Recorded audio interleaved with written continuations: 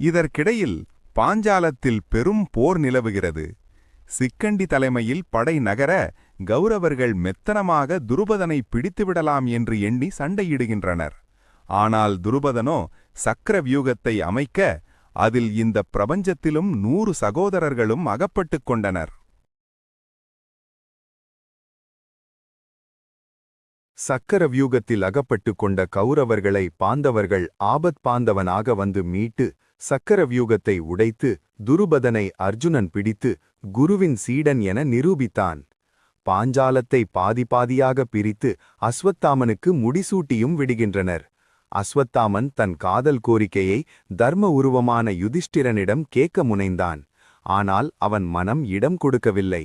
அதற்குள் ஹஸ்தினாபுரத்தில் வெற்றியை பறைசாற்றியும் விடுகின்றனர்.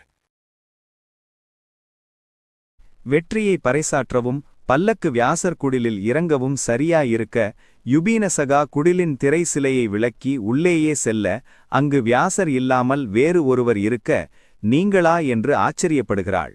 இதற்கிடையில் அடிபட்ட துருபதன் துரோணனை பழிதீர்க்க வாரிசு வேண்டி அந்தணர்களை அழைக்க திட்டம் தீட்ட இந்த எபிசோடு முடிகிறது. இதுபோன்ற கதைகளுக்கு தகவல்களுக்கு ஆரோன்ஸ் ஆர்கைவ் பக்கத்தை சப்ஸ்கிரைப் செய்யவும்.